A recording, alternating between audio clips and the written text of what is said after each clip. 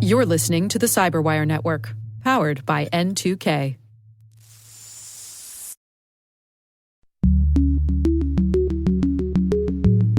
In response to your feedback, we're now offering the Caveat newsletter, a single weekly digest of news and analysis previously covered in our pro-policy, privacy, and disinformation briefings. If you're already a pro subscriber, thank you. You'll have access starting this week. And for everyone else, visit cyberwire.com/pro and sign up today.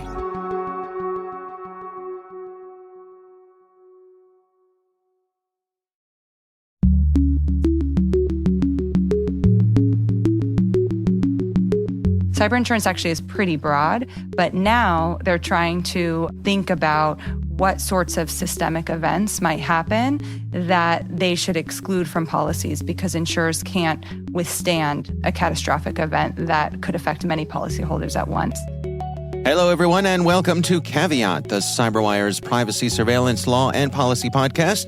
I'm Dave Bittner, and joining me is my co-host Ben Yellen from the University of Maryland Center for Health and Homeland Security. Hey, Ben. Hello, Dave. Today, Ben has the story of a TikTok account that targets ordinary people using advanced facial recognition technology. I've got the story of the trickle of information being publicly shared in the Google antitrust case. And later in the show, my N2K colleague Simone Petrella speaks with Monica Shokrai of Google about what Google does with its own actuarial team to calculate its own risk.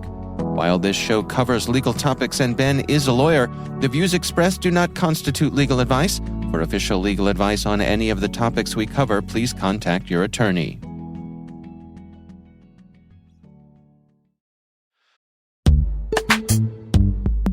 And now, a word from our sponsor, Syntiot.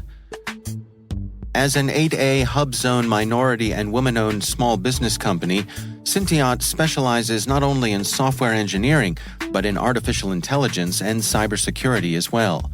Syntiot's customers, and they retain those customers, include the U.S. Department of Defense, the intelligence community, and the Departments of State and Justice. Their mission is to protect the systems that protect the people who protect us. If you're looking for a partner in accomplishing your mission, check out Syntiot.com. That's Cinteot.com. Your partners in everything data and cybersecurity.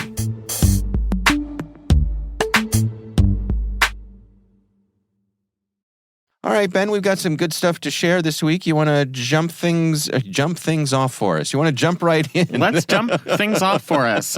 So I am back on the Joseph Cox train. It's been a while since we've had an article from Mr. Cox, and I believe he's now at a new outfit, which is 404 Media. Yes, He had previously been with Motherboard Advice. Mm-hmm. Yep. This is a fascinating story. It is entitled "The End of Privacy is a Taylor Swift Fan TikTok Account Armed with Facial Recognition Tech."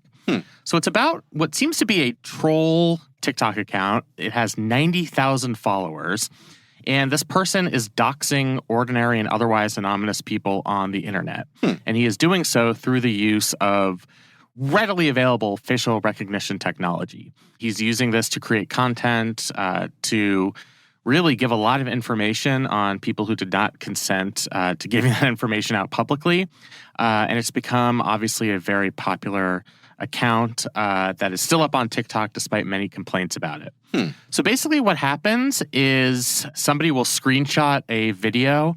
I'll get to the Taylor Swift angle in a second. I'm on the edge of my seat, Ben. Right, I know. I mean, it turns out that this person is a huge Taylor Swift fan, so a lot of the pictures come from the Eras tour. Well, who isn't, really? Right, exactly. She's dating NFL players. I mean, if only I could afford those tickets. But they will crop images of a person's face, run that picture through facial recognition software. Then, once they do that, using this readily available, it's an advanced tool, they will reveal the person's full name, social media profile, sometimes their employer, to the millions of people who have liked the videos. And this is kind of an entire branch of content on TikTok. This isn't isolated. This is the most prominent account that does this. But it's kind of a way to show off your doxing skills, basically, through open source intelligence. It's information that anybody could obtain online using the correct tools. And for the most part, that's done if you're a hobbyist, you do it generally by obtaining the consent of the person that you're trying to find information about. Okay. When you're not a hobbyist and you're just simply a troll who is trying to get some lols on TikTok, then you do not obtain the consent of the people who are being subjected to this type of surveillance here. So I tried to find this is a fascinating article, and I was trying to think of the real legal angle here. Yeah. The legal angle here to me is that there's nothing illegal about what's going on here. It does not violate TikTok's terms of service. Joseph Cox, I think, closely read the terms of service and kind of ran it by a couple of attorneys that he knew. And it was basically like, this is voyeurism, but it's not illegal voyeurism. This is not a legal problem because all these people were showing their faces publicly. This is not taking a picture inside somebody's house where they have a reasonable expectation of privacy. It's not peering into somebody's window through a camera. It's people in a public place. They didn't consent to having all of their information shared on the internet, but the technology exists to do so. So they've lost that expectation of privacy. They have no cause of action against TikTok. There's really nothing that they can bring to law enforcement, but they're being doxxed. I mean, this is, it turns out we're getting a horrible result here. So I think what Cox is arguing here, and I agree with this isn't a political problem, this is a cultural problem, is our legal system and our political culture have accepted that if you're out in public, you're consenting to get your photo taken, and anything that follows from that is fair game. If you are in plain view of somebody taking a picture, they can take that picture. They can use all different types of facial recognition tools to find information about you. That's too bad. It's your fault for putting yourself out there in public. And I think culturally, I don't think any of us ever explicitly consented to this type of system. And I think it's something that, first, it's important for us to recognize that we don't have this expectation of privacy right now. But also, it's something where I think we could use a cultural change, and maybe an account like this, which is prominent and is being featured in the story, might change the calculus on this. Is this like a paparazzi problem? Or sort of the paparazzi type of thing trickling down to regular folks like you and me? Yeah, I mean, it is. It seems so. Joseph Cox tried to get into the motivation of why this person is doing this. I think that's a great question. That is a great question. It's not like there's money to be made here from getting maybe there is. I don't really think there is, from getting the random identifying information for people that are in the background of pictures at a Taylor Swift concert. Okay. It seems like he's doing it for the thrill of it, and just kind of for... Maybe it's sort of like a voyeurism. I don't want to say fetish, but like kind of a flex, maybe. Like, look how cool I am. Look what I can do. Look what I can do. Yeah. I think that's a huge part of it. And so I think it's unmasking people for the fun of it, to show that I can use these capabilities, that this exists. There's a thrill to it. When you're picking up 90,000 followers, I mean, I've gotten thrills when I get retweeted by 1,000 people, and I understand the virality of it. Yeah. Like it does get into your head, and so I think there is something psychological about it. They've found a way to obtain a bunch of followers, 90,000, by doing this, and I think that's kind of a tacit encouragement to keep doing it. How is this person choosing their subjects? So that's where the Taylor Swift angle comes in. It's kind of a bizarre side note to this whole story. But this person apparently is a big Taylor Swift fan. Many of the people in these doxing videos include Taylor Swift's music videos and also videos of people at the Eras tour. Otherwise, we don't have a lot of information where this person is obtaining all of these photos. I think wisely, Joseph Cox did not post the account that is featured in the story, just because that person does not seem, despite these complaints and despite the concern expressed, does not seem interested in taking down this account. So I think Joseph Cox didn't want to feed into it, which I get. But the person is doing this without the consent of the people that he's taking pictures of. So I definitely think it's something that we need to be concerned about. Could someone come after this person with a civil suit? I don't think you can come after a person with a civil suit, because I don't think you have a proper legal cause of action here. At least the way our legal system exists. I mean, what is the legal cause of action here? There's no type of invasion of privacy. I can't think of any tort. Obviously, this is not the government, but it's not harassment? It's not really necessarily harassment. Now, there's one legal scholar here, former colleague of mine, I will say, Danielle Citron, who said that this seems to violate one clear provision of the terms of service, the EULA with TikTok, which is against doxing. But I guess the legal question comes down to, is it actually doxing if you're posting this information about a lot of people and for the vast majority of them, no one takes any action and the person generally does not know that they've been doxed? So I think theoretically you might have some type of harassment claim, but that would require more than just posting these pictures on the internet. Somebody would have to follow through with the harassment using that information that they gained from this account, from this facial recognition software. And until that happens, I don't think you can make the claim that the photos themselves and the posting of the photos and the use of facial recognition is in of itself a type of harassment, even if it may arguably violate the terms of service for TikTok. And most legal experts that were quoted in the story doesn't think that this does violate the terms of service for TikTok. If someone were to come up with some legislation that would stop this, what do you imagine? What would be the angle that they would come at this? It's really tough to say. I mean, I don't think there is kind of one law that would be a panacea to solve all of this. Even a federal data privacy law, it's not going to be that effective of a tool when you're dealing with something with this large of a scale. This person is posting content on almost a daily basis. So you have instances in some of these state data privacy laws where people are given a cause of action if their information is released online without their consent, or if one of these third-party social media companies is negligent with their information. I think if you were to develop a federal data privacy law, it just might be too hard to do a full frontal attack on something like this, given how large the scale is. It's possible that we could use our regulatory system to go after TikTok for allowing this type of thing to take place. I don't see that as really a viable option just because, kind of as we've been talking about here, this isn't necessarily illegal. So I'm not sure that the FTC or the FCC or any type of enforcement agency would want to publicly target something that might be untoward and might cause us to be uncomfortable, but isn't actually illegal. So in that sense, I mean, I do think it's going to take a cultural change. It's about changing this widespread perception that just because we've put something out there publicly, some type of photo, that shouldn't diminish our general expectation of privacy. I think this is true in a Fourth Amendment context, and I think this is true here when we're talking about private parties, that maybe it made sense 50, 60 years ago to have that be the standard. You're in plain view, you forfeit your expectation of privacy. But that was in a different time. There's only so much you can glean from a single picture. But with the use of facial technology, I mean, you're getting extremely personal, confidential, private information about somebody.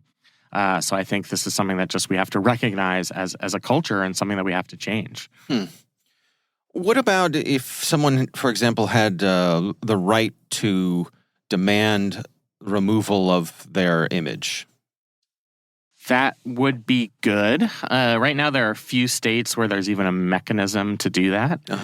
But again, I mean, you're talking about an issue of scale here. My guess is that most people who've had these photos taken have no idea that their photo has been taken and used in this manner. Right. And it's still a problem, even if the person doesn't necessarily know that their information has been taken. Maybe some type of kinetic harm can be done before they're able to file a lawsuit or petition TikTok to take down that information. So there are still going to be issues, even if we were to replicate what we have in several states that have enacted these data privacy laws, which is a way to take this information down or to request that this information be taken down. It really is fascinating. I mean, I'm imagining that we're probably not far off, if this doesn't already exist, where you or I could upload a crowd shot from a ball game we went to or a concert or something like that into one of these facial recognition systems and just, mouse over the different faces and up pops that person's name, their address, what they do for a living, what their interests are, just all basically everything that the system, capital T, capital S, knows about us, right? Because we know these databases are out there. And so it's connecting the dots, and that Yeah, and I think one of the reach. things Joseph Cox actually, in responding to one of the comments here, said is all it takes is a random person to just feel like doing this. This isn't some type of nefarious effort through a shadow organization that has political motivations. This is literally a guy doing it because it's funny and entertaining, and it's a way to build his follower count. Right. And so I think all of us need to recognize not only that this technology exists, but even if we don't think me and you are not very interesting, you can find out information about us using facial recognition, and they might find out that you work for N2K and that you like the Muppets. But I don't think they're gonna get much deeper than that. Yeah. But you could see how this could be a danger in situations like somebody who's been the victim of spousal abuse being tracked down, their information being posted online. So it could be doxing in that sense, which really is dangerous. Yeah, no, and I think it speaks to how much, and I think politically we've learned a bunch of lessons about this over the past decade or so, how much of our society is built on adherence to norms rather than actual laws, right? Right, exactly. And I think it's a recognition we need to have that the laws aren't necessarily going to protect us the way they exist now. So unless the norms change, and that's kind of a long-term problem, I think it's going to take our individual consciousness that this capability exists and that we need to be very careful with everything that we're posting on the internet. The problem is it's not us, in this scenario, it's not the person who's done the posting. It's just a random picture that was taken at a Taylor Swift concert. But I think all of us need to recognize that when we're out in public, we are really revealing ourselves in a way that I don't think many of us ever thought we were. Would it be within TikTok's rights to just step up and say, hey, knock it off? Yes, but they're not doing that. Okay. They like the clicks as well. For the clicks. All right. Man, it's interesting. We'll have a link to that story in the show notes. My story this week comes from Matt Stoller, who is the research director for the American Economic Liberties Project. They're an organization that, from what I gather, seeks to go after monopolies. And they believe that we have too many monopolies here in the U.S. and around the world, and they're doing their part to try to come at that issue. I mean, I was Googling monopolies, and I just get it. Yeah. Very good, Ben. Very good. All right. You get an extra cookie today. Yes.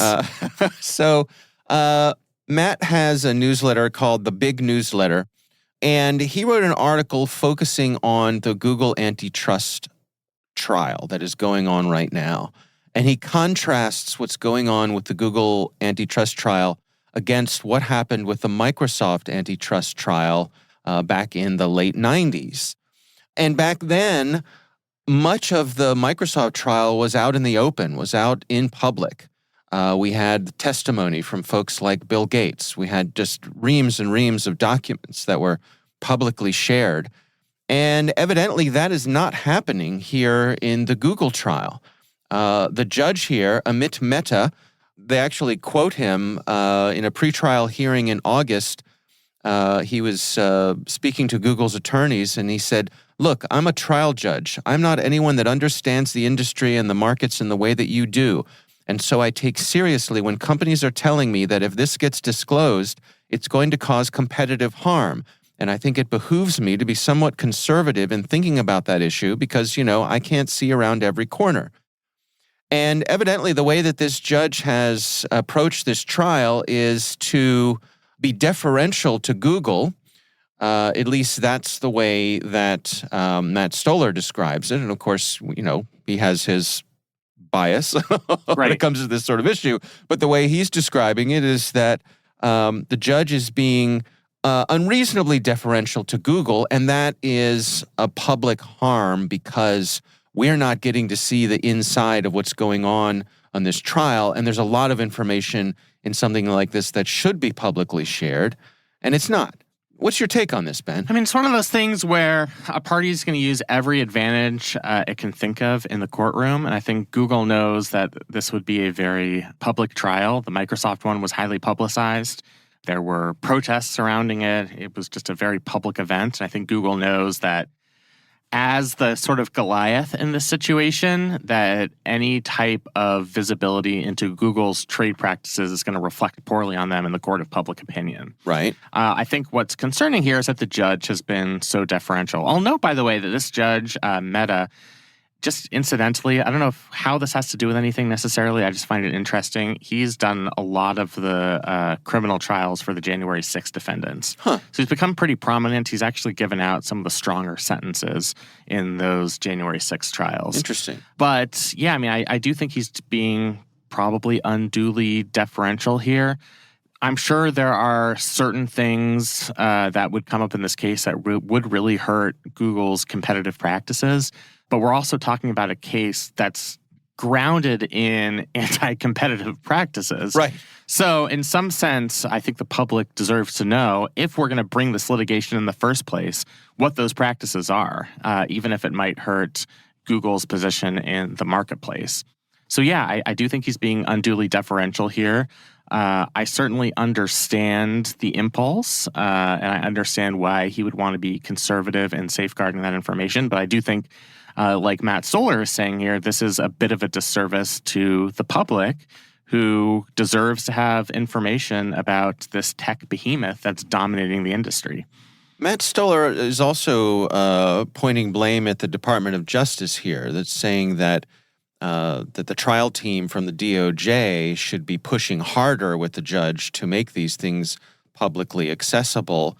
What's your take on that? I mean, is this something where the DOJ needs to tread lightly with the judge? Yeah, I mean, I think that's a huge part of it. They didn't support that brief that you mentioned, which argued that portions of the trial should be made public.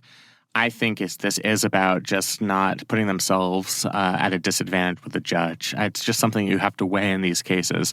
The value of transparency to the Department of Justice itself isn't as valuable as not having a judge that dislikes you for arguing against what he's already ruled. Right. That seems like that's what's going on here. In the past, the judge has expressed frustration that certain exhibits in the trial have been posted publicly. And when that's happened, the government has been diligent about taking those posts down. They want to work with Google to make sure that everybody is satisfied with the process. I think this is the Department of Justice just trying to stay on the good side of the judge here and not become a part of a kind of story of Google's martyrdom as this trial continues. But I do think in a perfect world, yeah, I mean, they'd be more of a zealous advocate to get this information publicly. We all know, the DOJ is not a media company, and it's not necessarily in their interest to have this information released publicly, although you just think in the general interest of justice, they'd try to do so. Yeah, Stoller also points out that this is really potentially fuel for conspiracy theorists, to say, what are you hiding, right? Yeah, I mean, it's sort of like you always look at the genesis of how conspiracy theories developed. It's always through this type of secrecy. Right. Now, what bothers me is when some people see secretly as kind of per se evidence of a conspiracy. I don't think that's happening here, but it certainly lends credence to the idea that there's something shadowy going on here, and you'd think that both parties in this case and the judge would want to avoid something like that. Right. But I think the judge, in weighing all of those factors, is coming down on the side of being cautious, being conservative. That is a conscious choice that he's made.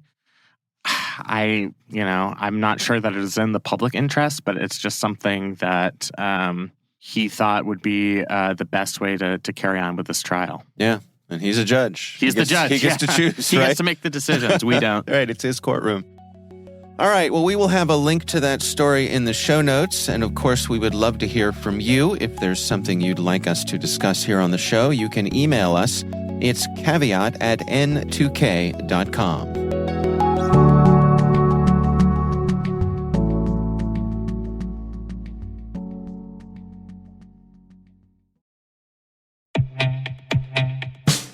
Introducing ArcSight Intelligence by OpenText, an enterprise behavior analytics solution. Intelligence repurposes data you're probably already collecting to uncover patterns of behavior missed by other UBA offerings. With its powerful, unsupervised machine learning models trained continuously and exclusively on your data, Intelligence is your ally in detecting insider threats and novel attacks. No rules to maintain or thresholds to update, just context-rich threat hunting leads. Learn more about ArcSight Intelligence by visiting arcsight.com/cyberwire.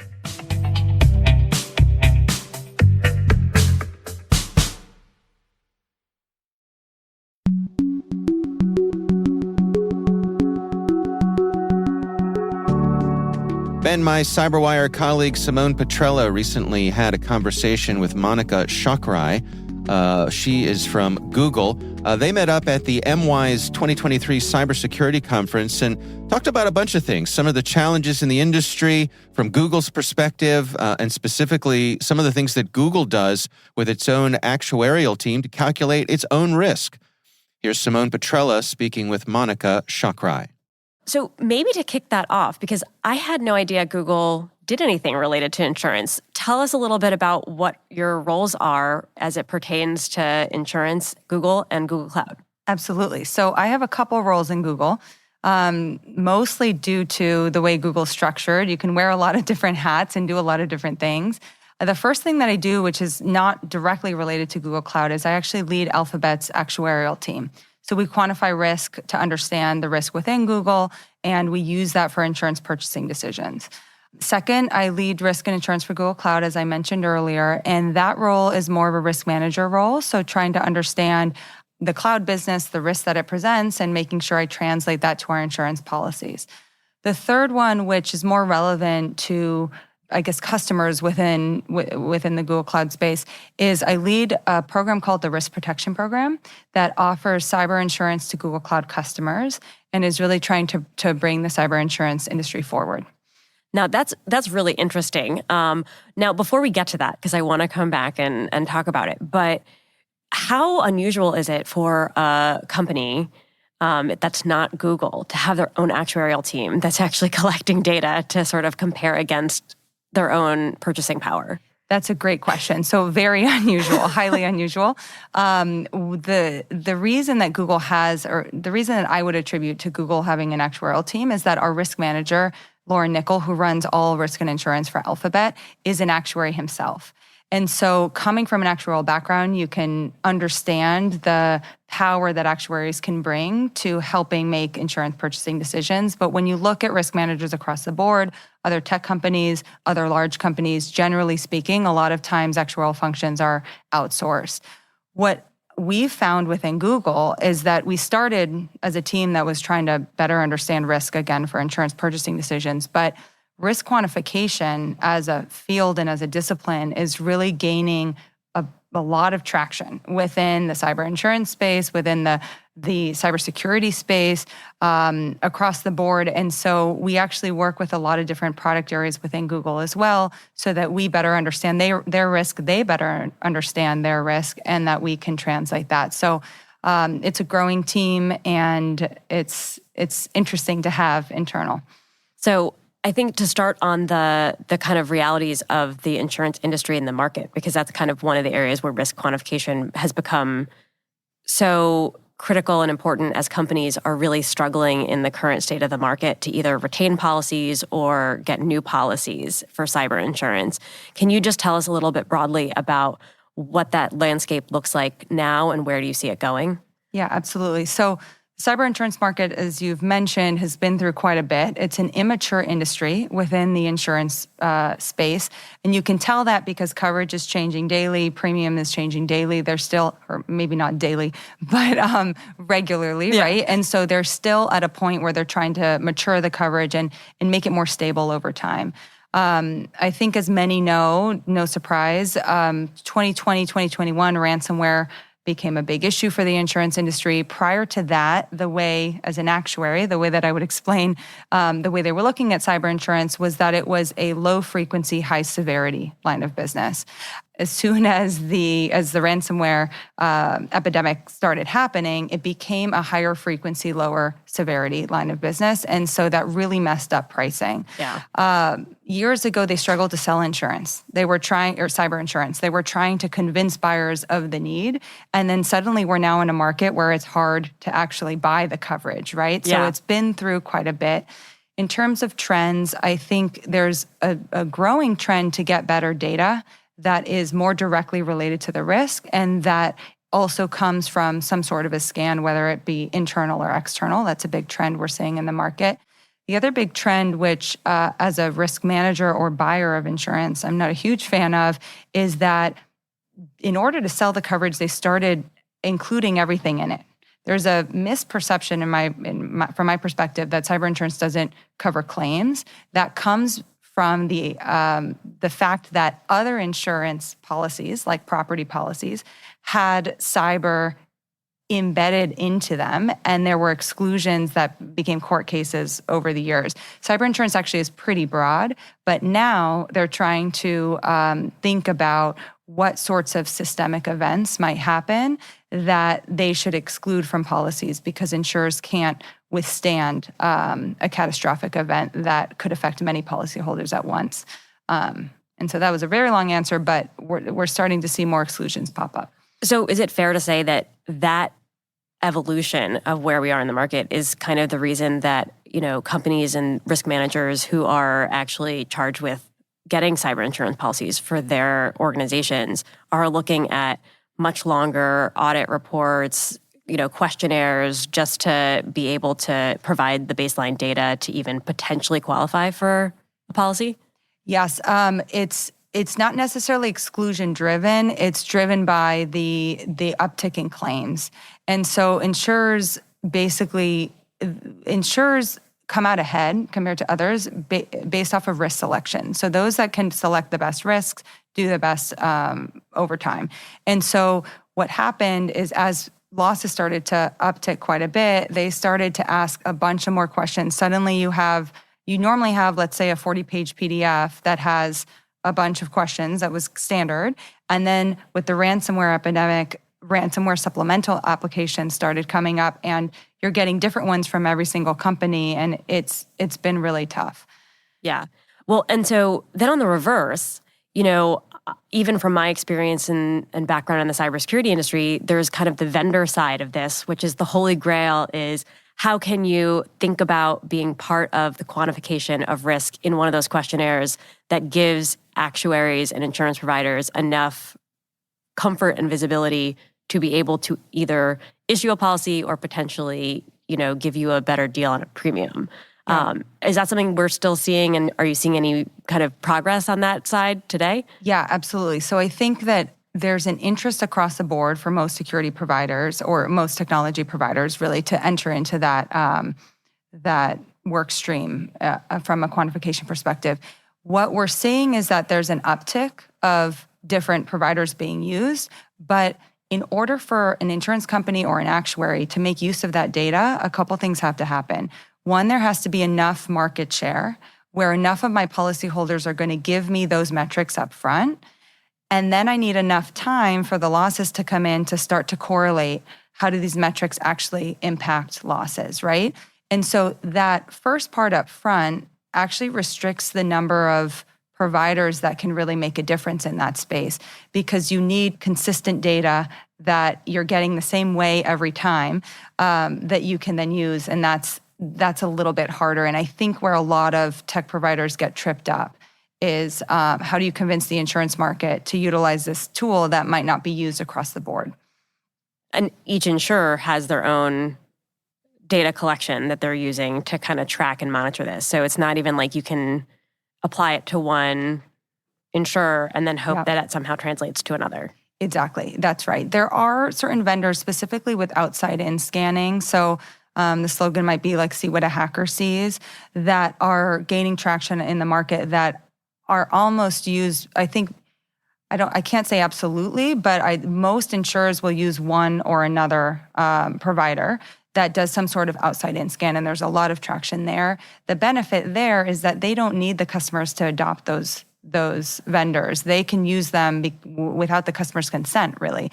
And so that's been a little bit more successful than inside-out data or scanning. Interesting. So you mentioned the third part of your role now is around the risk protection program, and that's something that you're working with Google Cloud customers on. So I didn't know that Google was in the insurance business, and maybe I've mischaracterized it. Can you tell me a little bit more about what that really means? Yeah, absolutely. So just to clarify on our position. I see us more as a data provider, and I see us more as a customer advocate. But that doesn't mean we're not in the insurance industry. We're just not providing insurance. So what we do with the program is that we have a tool called Risk Manager. It's embedded within Security Command Center, another tool of ours, that scans a customer's cloud environment for metrics indicative of risk. Customers can use that with or without insurance just to understand their own risk. I mean, these are metrics that a CISO and their security team will normally use in their normal course of business.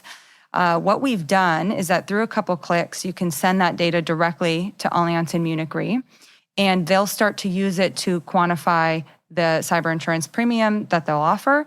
And the policy that they'll offer is called Cloud Protection Plus, which provides broader coverage for Google Cloud. So the goal of this program is not to share data back and forth, right? That's not really what we're trying to get after. What we're trying to get after is recognition of the right security practices from an inside-out perspective. So if you think about a security team, they're faced with a bunch of toil, of a bunch of questions that are metrics, alerts that they're seeing day to day, and they might not know what matters more and where to prioritize their time. Once we link that to insurance and we have almost a feedback loop of, oh, if I do remediate, I'm going to get better premium or better recognition for this action, we start to create a loop where we're incentivizing better security practices utilizing insurance. And so that's one thing we're trying to do, right? Focus the industry on how do we improve security the most. The other thing we're trying to do is that we spend a lot of time securing the cloud. So Google as a whole, pre-Google Cloud, has a lot of security intelligence just from our main business, right? That's been transferred into Google Cloud and how we operate. And we want to allow our customers to benefit from our investments in security. So what we do is we work with the insurance industry so that they better can understand Google Cloud, which otherwise might be opaque for them, so that they can then help reward our customers for their usage of the platform.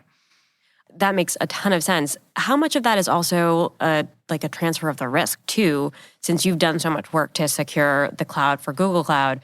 And then when customers come in, I know one of the challenges with migrating to a cloud environment is you have to do the configurations and you work in partnership with your cloud provider, but you are taking on some of that risk either contractually or in execution anyway. So is this kind of meant to cover both sides essentially? Yeah, so what you're touching upon, at least how I'm perceiving it, is this idea of shared fate that we have that actually was announced with the program. So Google Cloud has moved from the idea of a shared responsibility model to focusing more on shared fate with our customers.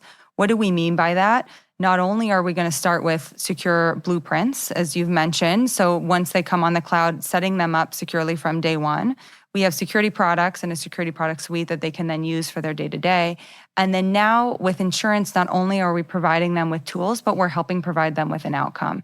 And when we think, and hence the term shared fate, and when we think about an outcome, yes, we're partnering with insurers, but we work with the insurers to make sure that we're comfortable with the policies that they're offering and the way that they understand things.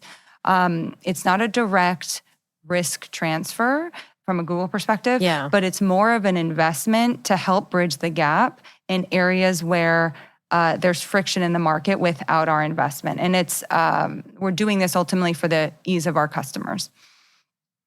I know I asked this when we were chatting beforehand, but I want to bring it back up because it's a topic near and dear to my heart. But when we go back to that topic of, what are the risk calculations and how do you have the right data in order to think about risk mitigation and what would actually allow us to underwrite policies in the insurance industry, it always strikes me that we talk about things like two-factor authentication or multi-factor authentication and having endpoint protection is absolute necessities.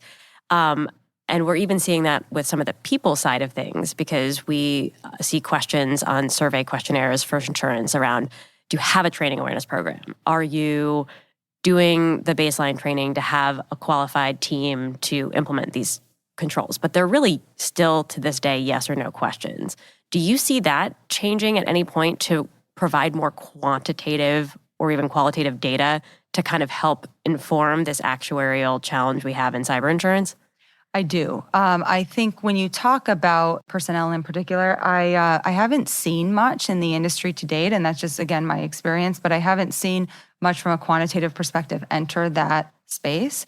That being said, on a broader level, I think it's absolutely the trend. I often talk about, I meet with CISOs all the time to talk about the risk protection program, and the feedback they have is, why are they asking me a yes or no question that I can't answer in a yes or no way, right? And so I think over time, we'll have a lot more data-driven metrics that are pulled from within the customer's environment. The challenge is similar to what I mentioned before, coming to an agreement on what those metrics should be. And then when you think about insurance, we're always trying to make sure anything we're using to underwrite risk is directly proportional to loss, and that you really understand that relationship. And so that needs to be proven out over time.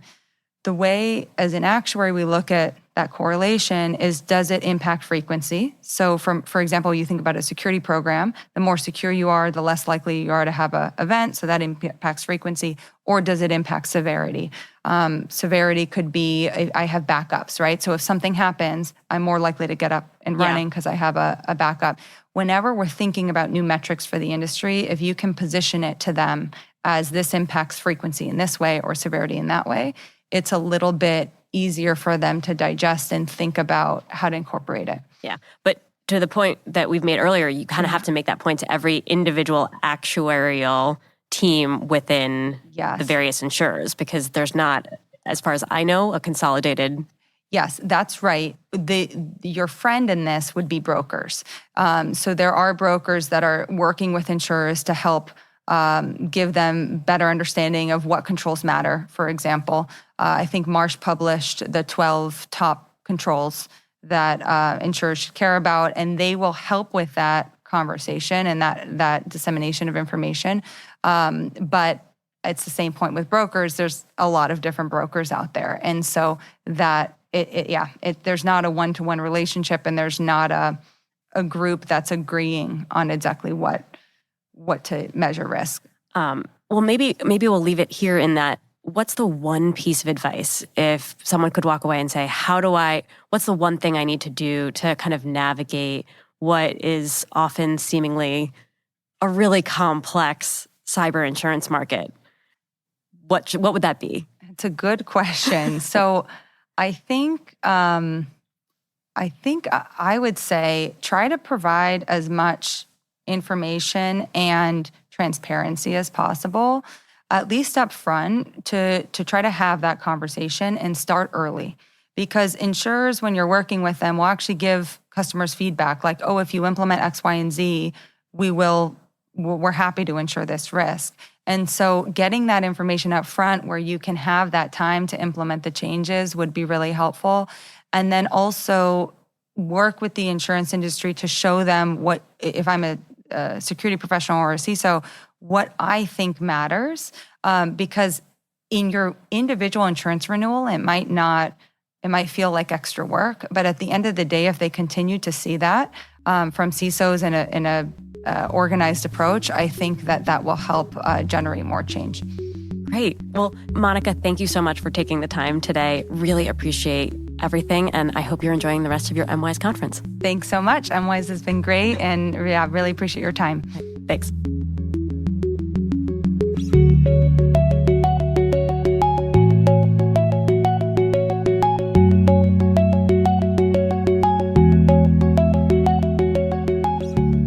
Ben, what do you think? Was that Simone's first interview for Caveat? It may have been, yeah. She's done a number of great things over on the Cyberwire podcast, but I think that's her first time joining us here. Well, it is an honor to have her do the interview, and I guess my invitation to the 2023 Cybersecurity Conference and yours must have been lost in the mail. Yeah, could have been. But Simone did a great job. I thought it was a really interesting interview, and I learned a lot. Yeah, absolutely.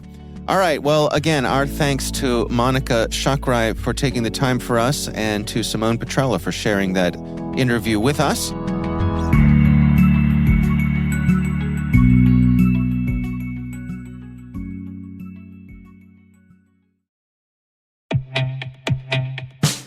What's the true cost of a single cybersecurity incident? Try $4.3 million, and it's even higher in the United States. Each organization faces more than 1,200 cyber attacks per year. Tally that up, and you're staring down some hefty losses. Getting ahead of these threats requires the right technology for tying cyber risk to business impact, so you can add context to any risk decision, prioritize remediation, and report what matters most to your key stakeholders. LogicGate's Risk Cloud Cyber Risk and Controls Compliance solution makes all of that possible. Learn more at logicgate.com.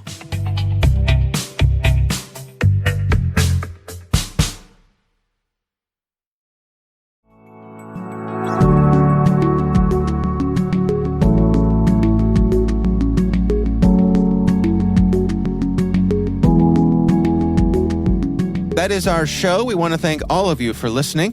N2K Strategic Workforce Intelligence optimizes the value of your biggest investment, your people. We make you smarter about your team while making your team smarter. Learn more at n2k.com. Our senior producer is Jennifer Iben. This show is edited by Trey Hester. Our executive editor is Peter Kilpie. I'm Dave Bittner. And I'm Ben Yellen. Thanks for listening.